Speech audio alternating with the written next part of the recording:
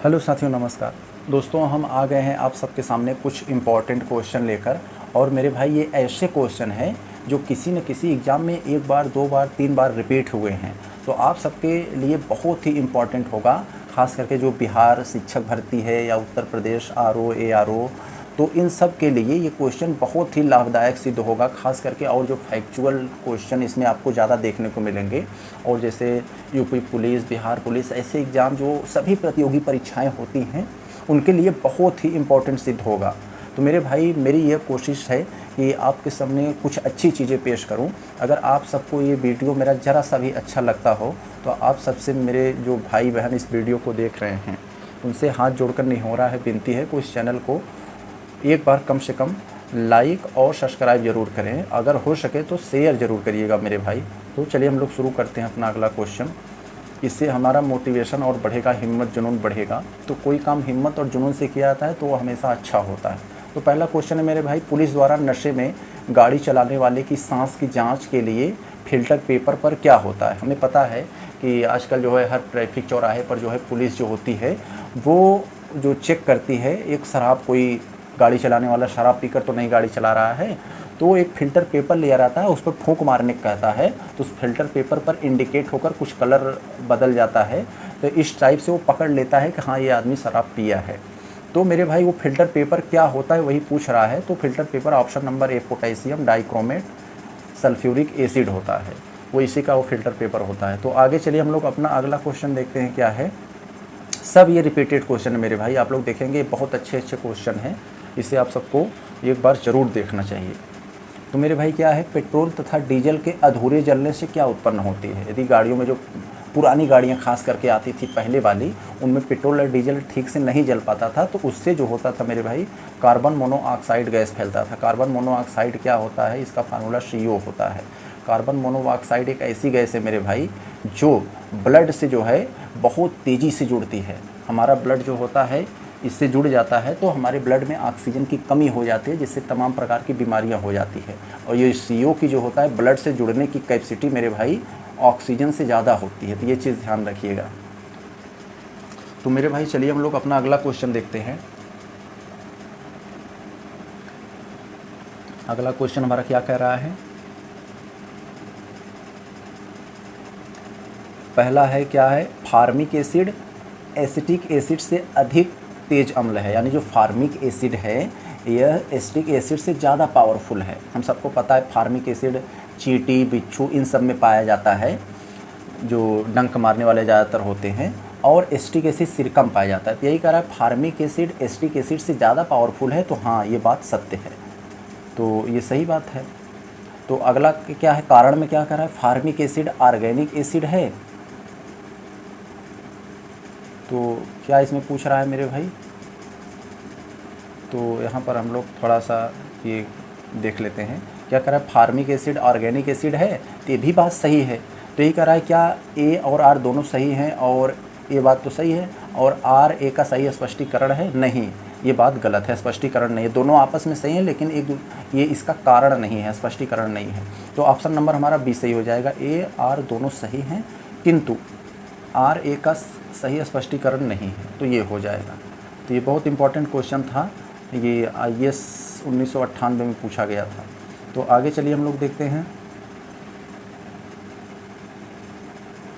अगला क्वेश्चन है मेरे भाई हमारा, नींबू खट्टा किस कारण से होता है? हमें पता है नींबू, संतरे, ये सब खट्टे होते हैं, और खट्टे वाले पदार्थ में साइट्रिक एसिड पाया जाता है। साइट्रिक एसिड की वजह से नींबू खट्टा होता है हमारा। और ये एसिटिक एसिड हमें पता है ये सिरका में पाया जाता है। टार्टरिक एसिड जो होता है इमली और अंगूर में पाया जाता है।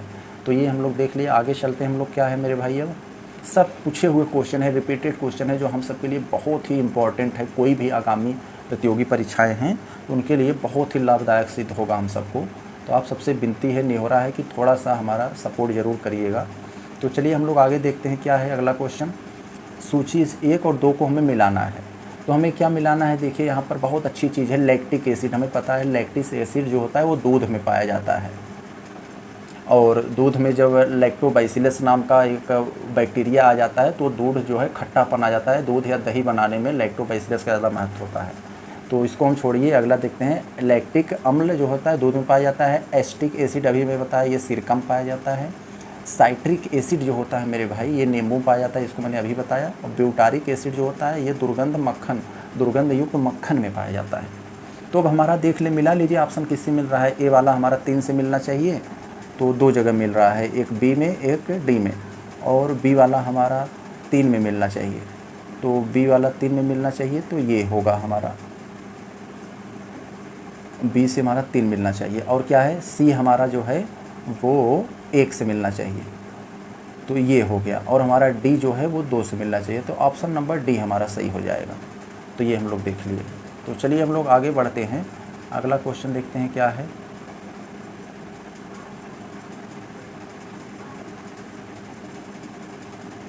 ये हाँ, अब देखिए क्या है अगला क्वेश्चन हमारा।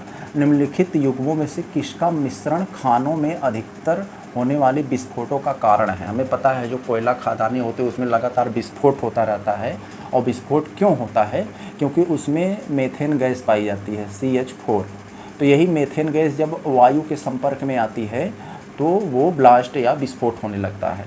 तो यही ये मेथेन और वायु का मिश्रण जो होता है ये खानों में विस्फोट का कारण बनता है। तो चलिए मेरे भाई हम लोग अगला क्वेश्चन अपना देखते हैं। प्रथम विश्व युद्ध में निम्नलिखित में से किस एक के रासायनिक आयुध के रूप में प्रयोग किया गया था। इसमें कुछ मतलब गैस दी गई हैं, पूछ रहा है किन गैस का प्रयोग प्रथम विश्व युद्ध में एक केमिकल वार के रूप में जो है प्रयोग किया गया था। तो इसका जो सही आंसर है मेरे भाई मस्टर्ड गैस। हमें पता है मस्टर्ड गैस जो होता है, मस्टर्ड का मतलब होता है ये सरसों होता है। तो इस गैस की जो दुर्गंध होती है सरसों की तरह होती है, तो इसलिए इसको मस्टर्ड गैस बोला जाता है। प्रथम विश्व युद्ध में जर्मनी ने ब्रिटिश सैनिकों पर इसी गैस से हमला किया था। और मस्टर्ड गैस जिसके ऊपर हमला कर दिया जाता है उसकी त्वचा पर फफोले पड़ जाते हैं और वो स्किन कैंसर का रूप धारण कर लेता है और अंत में व्यक्ति मौत के करीब आ जाता है, क्योंकि हमारा स्किन जो है मेरे भाई ये मस्टर्ड गैस को एब्जॉर्ब कर लेता है, अवशोषित कर लेता है। तो अगला हम जो अब बताते हैं अगला क्वेश्चन क्या है। भोपाल गैस त्रासदी निम्नलिखित में से किसके रिसाव के कारण हुई थी। हमें पता है 2 दिसंबर 1984 को भोपाल के एक जो है केमिकल इंडस्ट्री में ये मिथाइल आइसोसाइनेट का रिसाव हो गया था, जिसके कारण वहाँ जहाँ तक गैस फैली वहाँ के बहुत लोग मर गए, घायल हो गए। अभी तक वहाँ पर इसका लक्षण देखने को मिलता है। तो इसे इंग्लिश में माइक बोला जाता है, मिथाइल आइसोसाइनाइट, इसी का रिसाव हुआ था। तो ये भोपाल गैस त्रासदी थी।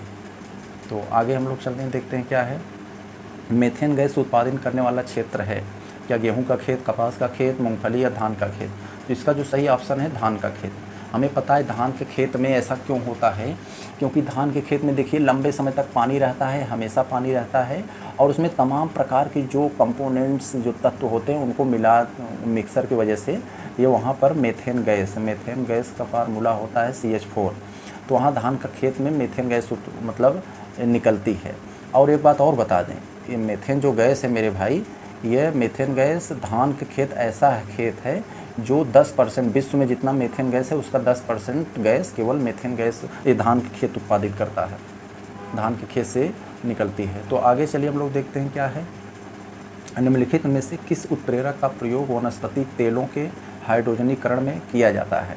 उत्प्रेरक हमें पता है मेरे भाई ऐसे पदार्थ होते हैं जो किसी अभिक्रिया के रिएक्शन को बढ़ा देते हैं, किसी रिएक्शन की गति को बढ़ा देते हैं या घटा देते हैं। इसे इंग्लिश में कैटालिस्ट बोला जाता है। तो यही हमें पता है कि वनस्पति तेलों का हाइड्रोजनीकरण क्या है, पहले ये समझ लीजिए। पहले हम लोग देखते हैं कि जो डालडा घी आता है वो सॉलिड फॉर्म में होता है। तो ये पहले जब तेल के फॉर्म में वनस्पति तेल जो होता था, इस तेल को जो है निकिल की उपस्थिति में हाइड्रोजन प्रवाहित किया जाता था। तो ये जो वनस्पति तेल होते थे मेरे भाई, ये जो है एक सॉलिड रूप ले लेते थे। जब सॉलिड रूप ले लेते थे तो इनकी जो है धारण क्षमता लंबे समय तक ये सही बने रहते थे, जल्दी ख़राब नहीं होते थे। तो इसलिए इनको सॉलिड फॉर्म में बनाया जाता था। तो इसमें यही पूछा है किस उत्प्रेरक का प्रयोग किया जाता था हाइड्रोजनीकरण में, तो निकिल का प्रयोग किया जाता था। तो आगे अगर हम लोग देखें क्या है, कौन सा सुमेलित नहीं है। फुलरेंस क्या मतलब इसमें 3 सुमेलित होंगे और 1 सुमेलित नहीं है, और जो नहीं है हमें उसी को बताना है। क्या है फुलरेंस फ्लोरीन युक्त कार्बनिक यौगिक है? नहीं, ये फुलरेंस जो है मेरे भाई ये कार्बनिक पदार्थ होता है, शुद्ध रूप से एक कार्बन का एक अवयव होता है। तो ये होगा, यही गलत है, तो हमें गलत पूछा है तो यही हमारा सही हो जाएगा। और बाकी ये तीनों शुष्क बर्फ जो होता है ठोस कार्बन डाइऑक्साइड होती है, कीरोटिन जो होता है मानव त्वचा के बाहरी परत पर पाए जाने वाला प्रोटीन, मस्टर्ड गैस जो होता है अभी मैंने बताया केमिकल वार में प्रयुक्त होने वाला विषैला गैस होता है या द्रव, तो ये हम लोगों ने देख लिया। तो हमें पूछा है नहीं, तो ये वाला नहीं था। बहुत इंपॉर्टेंट क्वेश्चन था ये। तो आगे हम लोग देखें, एथिल अल्कोहल में निम्न में से किसको मिलाकर पीने से अल्कोहल अयोग्य बन जाता है। हमें पता है कि अल्कोहल का जो फार्मूला होता है, केमिकल फार्मूला C2H5OH, ये एथिल अल्कोहल है और जो शराब बनती है ये इसी एथिल अल्कोहल से शराब बनती है और ये महंगी आती है। तो जो वो सड़क छाप दारू बनाते हैं, जैसे जंगलों वगैरह में कच्ची दारू बनाते हैं, कच्ची दारू में एथिल अल्कोहल की मात्रा बहुत कम डालते हैं क्योंकि ये महंगी आती है। इसमें मेथिल डाल देते हैं, मेथनॉल। मेथनॉल फार्मूला क्या होता है, CH3OH। CH3OH ये सस्ता आता है और ये जहरीला खतरनाक होता है। तो ये एथिल अल्कोहल हल्का से डालकर उसमें मेथिल अल्कोहल डाल देते हैं। ये मेथिल अल्कोहल उस शराब को कड़क बना देती है, बहुत तेज़ बना देती है। और जब वही गरीब मजदूर, रिक्शा वाला, ये वाले सब उसको पी लेते हैं, अधिक मात्रा में पी लेते हैं या अधिक मात्रा में मेथिल अल्कोहल को मिला दिया जाता है, तो वो जहरीला हो जाता है और जो लोग पीते हैं उसमें अंधे बहरे हो जाते हैं या उनकी एकाएक मौत हो जाती है। तो ये होता है। तो इसमें पूछ रहा है एथिल अल्कोहल को किस में मिलाकर पीने से अयोग्य बनाया जाता है, मेथनॉल और पिरिडीन। तो ये हो जाएगा, मेथनॉल और पिरिडीन जो होता है ये सही आंसर है। तो आगे चलिए हम लोग देखते हैं क्या है। उन शराब त्रादसियों में जिसके परिणाम स्वरूप अंधता यानी अंधापन इत्यादि हो जाते हैं। अभी मैंने बताया मेथिल अल्कोहल को जब मिला देते हैं शराब बनाने में तो वो जो है जहरीलापन आ जाता है, जिसके कारण व्यक्ति में अंधापन, बहरापन या तो कोई अदर बीमारी या अंततः उसकी मौत हो जाती है। तो ये था। तो आगे चलिए हम लोग देखते हैं क्या है। ये सब केमिस्ट्री से फार्मूला है, बहुत इम्पोर्टेंट क्वेश्चन होते हैं ये सब।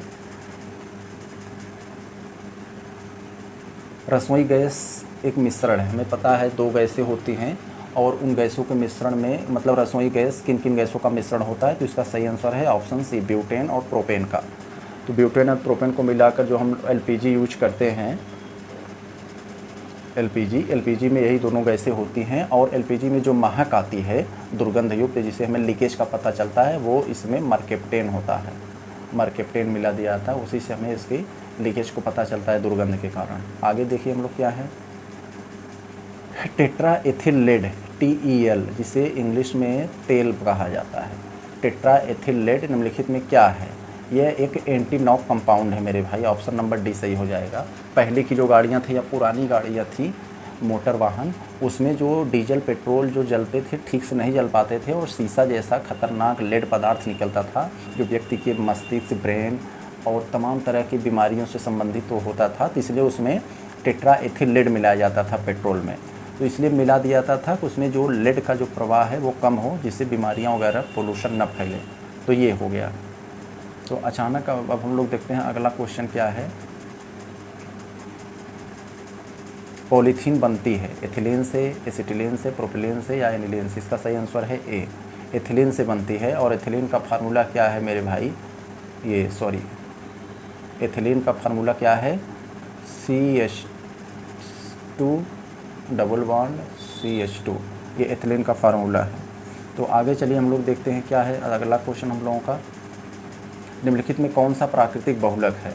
प्राकृतिक यानी आर्टिफिशियल नहीं, कृत्रिम नहीं, प्राकृतिक बहुलक पूछा है। प्राकृतिक बहुलक ऑप्शन नंबर बी हो जाएगा, सेलुलोज। और बाकी ये सब जो हैं बैकेलाइट, PVC, नाइलोन, ये सब जो हैं ये सब कृत्रिम बहुलक हैं। तो मेरे भाई यहाँ हमने कुछ क्वेश्चन देखा जो केमिस्ट्री से संबंधित था, आप सबके लिए बहुत ही इम्पॉर्टेंट क्वेश्चन था ये। और ये ऐसे क्वेश्चन थे जो किसी न किसी एग्ज़ाम में 1 या 2 या 3 बार पूछे गए थे। तो हमारी ये छोटी सी कोशिश आपको कैसी लगी, वीडियो को लाइक, सब्सक्राइब और शेयर करके ज़रूर हमें सपोर्ट कीजिएगा। और आगे इसी तरह का हम लोग PDF में जो भी आगामी एग्ज़ाम होगा उसके प्रति हम लोग एक टेस्ट सीरीज लाएंगे, उसके प्रति अच्छे अच्छे क्वेश्चन पूरा ढूंढ के लाएंगे, कैसे क्वेश्चन आ रहे हैं, कैसे नहीं आ रहे हैं। तो ये हमारी कोशिश और प्रयास रहेगा। तो इसके लिए आप सबको हमारा थोड़ा सा मोटिवेशन बढ़ाना पड़ेगा, थोड़ा सा हमारा सपोर्ट करना पड़ेगा। तो चलिए हम लोग मिलते हैं नेक्स्ट टाइम, तब तक के लिए नमस्कार।